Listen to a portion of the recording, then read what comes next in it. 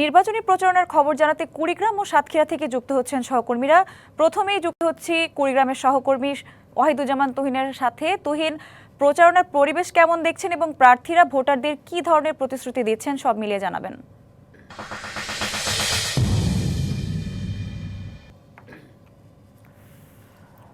উপজেলা এটি আমাদের কুড়িগ্রাম 2 আসন। আমরা দেখেছি যে আসলে প্রচারণার যে সময়টা সেটি তো প্রচারণার শিডিউল অনুযায়ী, নির্বাচন কমিশন অনুযায়ী আমরা প্রার্থীদের প্রচারণা দেখেছি।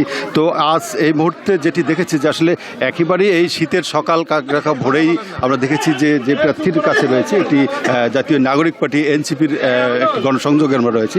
একেবারেই শহর থেকে খুব দূরে না হলেও একেবারে মানে বলতে পারি আমরা বেশ মফস্বল শহর এইটা। তো এই জায়গায়ও দেখেছি মানুষের যে সারা মানুষের যে ভোটের যে আগ্রহ, মানুষের যে প্রার্থীর প্রতি যে সমর্থন, এটি আসলে বাংলার যে চিরায়ত যে নির্বাচনী যে আসলে যে উৎসব সেটি আমরা দেখেছি।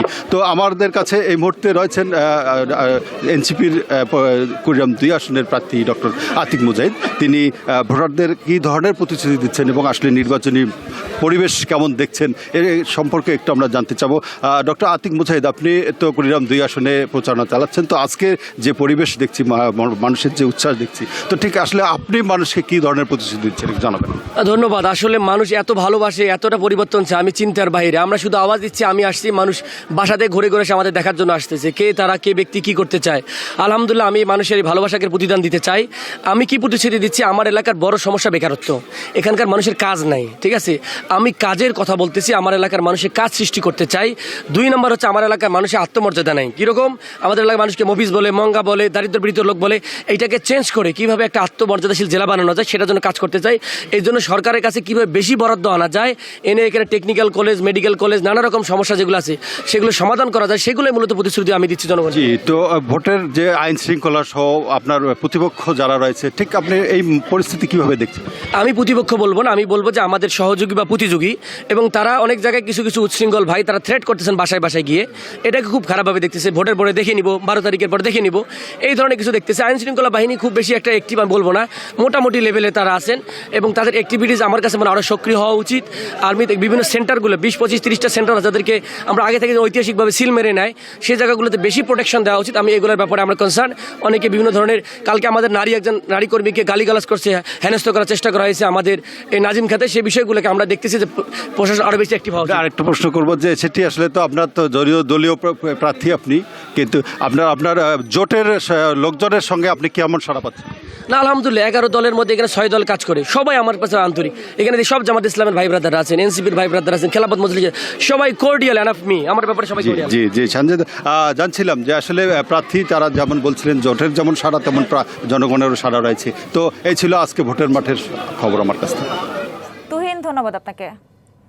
সাতক্ষীরা থেকে আমাদের সাথে যুক্ত হচ্ছেন সহকর্মী এম বেলাল হোসাইন। বেলাল, ভোটের প্রচারে কেমন সাড়া পাচ্ছেন প্রার্থীরা এবং প্রচারণার পরিবেশ নিয়ে কোনো অভিযোগ আছে কিনা বিস্তারিত জানাবেন।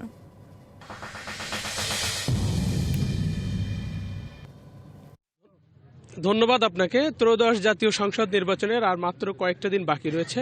প্রার্থীরা তাদের প্রচারণা চালিয়ে যাচ্ছেন এবং সাতক্ষীরার যে 4টি সংসদীয় আসন রয়েছে, এই আসনগুলোতে এখনো পর্যন্ত কিন্তু শান্তিপূর্ণ পরিবেশে মোটামুটি প্রার্থীরা তাদের প্রচারণা চালিয়ে যাচ্ছেন। আমরা বর্তমানে রয়েছি সাতক্ষীরার 3 আসনের বদরতলা এলাকায়। আমাদের সাথে এখানে যুক্ত হবেন বাংলাদেশ জামাত ইসলামী মনোনীত মুহাদ্দিস রবিউল বাশার। আমরা তার কাছে আসলে জানতে চাইবো যে আপনি তো মাঠে যাচ্ছেন, তো নির্বাচনী পরিবেশ কেমন দেখছেন এবং ভোটারদের সাড়া কেমন পাচ্ছেন? আলহামদুলিল্লাহ, ভোটারদের সাড়া ব্যাপকভাবে পাচ্ছি। আমি যেখানে যাচ্ছি সেখানে মানুষের ঢল নামছে একরকম। আশা করছি আমরা খুব দ্রুত ব্যাপকভাবে প্রভাব বিস্তার করেছি, আর সামনে ইনশাল্লাহ আমরা বিপুল ভোটে বিজয়ী লাভ করব। আচ্ছা, এই প্রচারণায় কোনো ধরনের বাধা বা কোনো আপত্তিকর ঘটনা আপনাদের? আমার এটা হয়নি, তা কিছু অঙ্গন আছে যেটা মহিলা অঙ্গনে কিছু বাধা সৃষ্টি হচ্ছে, আমার কিছু হয়নি এটা আর কি এখনো। এই আসনে অনেক সনাতন ধর্মীয় মানুষ রয়েছে, তারা আসলে কিভাবে আপনাদেরকে গ্রহণ করছেন? সনাতন ধর্মী যারা রয়েছেন তারা বলছেন তা অনেক সরকার দেখেছি, আমরা এবার জামাত ইসলামকে দেখব। তো আসলে সাতক্ষীরার যে 4টি আসন রয়েছে, আসনে কিন্তু অবাধ, সুষ্ঠু এবং নিরপেক্ষ ভোট সম্পন্ন করার জন্য সেনাবাহিনী, বিজিবি এবং পুলিশ কিন্তু কঠোর অবস্থানে রয়েছে। প্রত্যেক সংস্থার প্রধান কিন্তু আমাদেরকে জানিয়েছেন যে নির্বাচনের দিন কোনো ধরনের কোনো অপ্রীতিকর ঘটনা কেউ যদি ঘটানোর চেষ্টা করে তাদের বিরুদ্ধে আইনের সর্বোচ্চ প্রয়োগ করা হবে। তো এই ছিল সাতক্ষীরা নির্বাচনী মাঠ থেকে। বেলাল, ধন্যবাদ আপনাকে। উত্তর দফায় নির্বাচনী সমাবেশ করতে যাচ্ছেন বিএনপি চেয়ারম্যান তারেক রহমান। শনিবার বেলা 11:30টায় ঠাকুরগাঁওয়ে, দুপুর 1:30টায় নীলফামারীতে এবং 2:30টায় দিনাজপুরের বিরামপুরে নির্বাচনী জনসভায় বক্তব্য দেবেন তিনি। ঢাকা থেকে এসব জনসভা স্থলে আকাশপথে যাবেন তারেক রহমান। এরই মধ্যে প্রস্তুত করা হয়েছে সমাবেশের মঞ্চ। কর্মসূচি থেকে এসব অঞ্চল নিয়ে পরিকল্পনা জানাবেন বিএনপি চেয়ারম্যান। নির্বাচন নিয়েও দেবেন দিক নির্দেশনা। এর আগে প্রথম দফায় 29 থেকে 31 জানুয়ারি উত্তরাঞ্চলে নির্বাচনী সফর করেন তারেক রহমান। ওই সফরে রাজশাহী, নওগাঁ, বগুড়া, রংপুর, সিরাজগঞ্জ ও টাঙ্গাইলে জনসভায় অংশ নেন তিনি। এ পর্যন্ত বিএনপি চেয়ারম্যান সারা দেশে 24টি নির্বাচনী জনসভা করেছেন।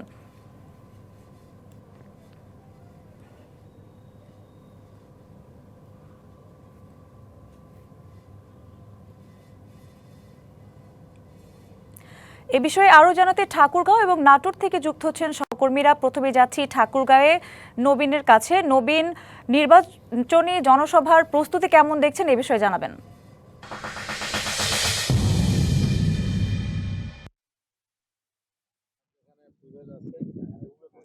দীর্ঘ 23 বছর পরে ঠাকুরগাঁয়ে আসছেন দলের শীর্ষ নেতা তারেক রহমান। আপনি জানেন যে আমি এই মুহূর্তে যেই জায়গাটিতে আছি, ঠাকুরগাঁও সরকারি বালক উচ্চ বিদ্যালয় মাঠ, এই মাঠেই কিন্তু আগামীকাল সকালে তার বক্তব্য দেওয়ার কথা রয়েছে।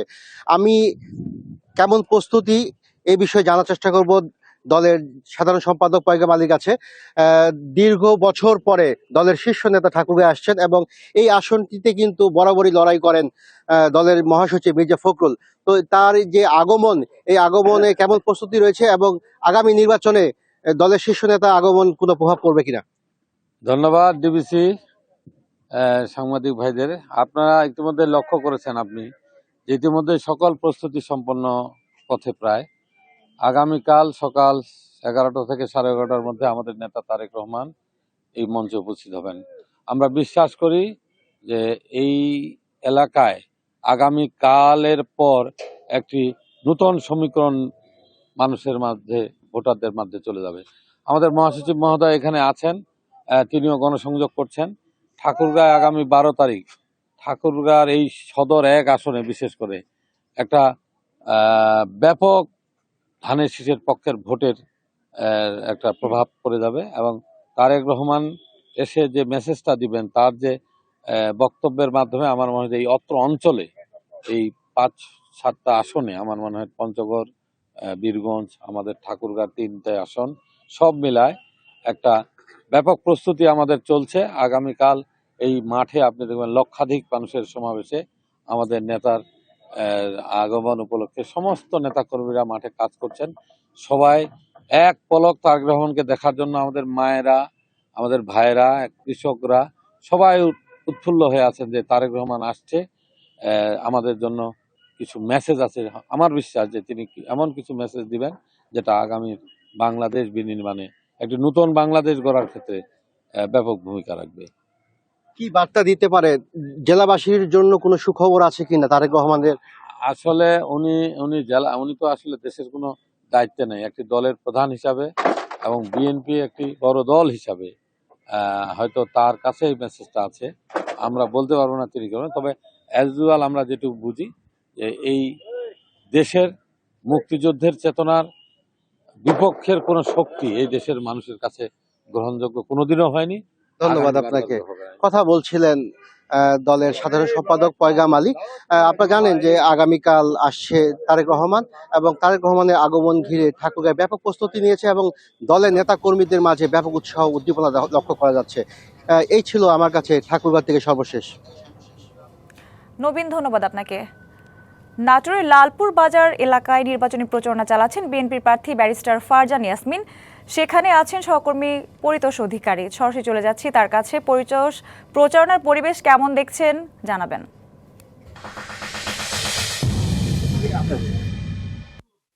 একেবারে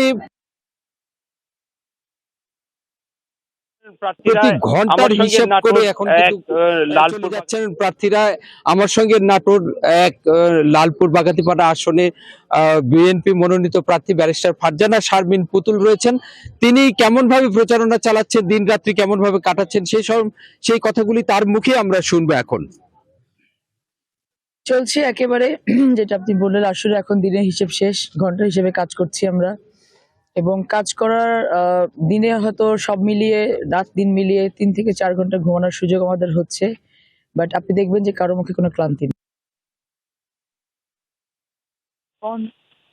বাংলাদেশে 12 তারিখে ধানের শীষ বাড়ি থাকবে না, লালপুর বাগাতে করে তারও না ইনশাল্লাহ। তো আপনি প্রার্থীদের কি আপনার জনগণ কি আপনি কি অঙ্গীকার করছেন নির্বাচিত হলে কি করবেন? আমি খুব প্র্যাকটিক্যাল নির্বাচিত হলে কি করবেন? আমি খুব প্র্যাকটিক্যাল প্রবলেমস গুলো নিয়ে কাজ করছি। এখানে সাধারণ মানুষের যে জনগণের যে প্রবলেম, যেমন রাস্তাঘাটের সমস্যা আছে, খুবই বাজে অবস্থা কমিউনিকেশনে, বিগত অনেকগুলো বছর এটা কোনো ডেভেলপমেন্টই হয়নি। এখানে কর্মসংস্থানের বড় একটি গ্যাপ আছে, আমাদের ইয়ুথ ওরা ডিরেইল হয়ে যাচ্ছে কর্মসংস্থানের অভাবে। পাশাপাশি এখানে নারীর সংখ্যা কিন্তু বেশি। আপনি জানেন যে আমাদের এখানে নারী ভোটার হচ্ছে পুরুষ ভোটার থেকে 1000 বেশি। নারীদের কর্মসংস্থানের জন্য আলাদা করে আমি কাজ করার প্রতিশ্রুতি দিচ্ছি, যেটা আমি কাজ প্ল্যানিং আমার অলরেডি আছে। এমন কিছু আকাশ কুসুম বলছি না। আমাদের এখানে মানুষের চাহিদা খুব কম, তাদের চাওয়া পাওয়া খুব কম, স্বপ্নটা খুব কম। আমি চাওয়া পাওয়া যেটা কম আছে সেটা পূরণ করে আমি তাদেরকে স্বপ্ন দেখার জন্য একটা জায়গা করে দিচ্ছি, এবং সেই স্বপ্ন পূরণের প্রতিশ্রুতি করছি ইনশাআল্লাহ। এখন কোনো চ্যালেঞ্জ আছে কিনা আপনার? সময় খুব কম, হাঁটতে হচ্ছে বেশি, দ্য অনলি চ্যালেঞ্জেস, আর কোনো কিছু নেই। ওকে, এই পর্যন্ত শুনছিলেন তার প্রচারণার অংশ হিসেবে তিনি এই বাজার ঘুরে বেড়াচ্ছেন, খুব সকাল থেকে রাত্রি পর্যন্ত চালাচ্ছেন। পরিতোষ, ধন্যবাদ আপনাকে।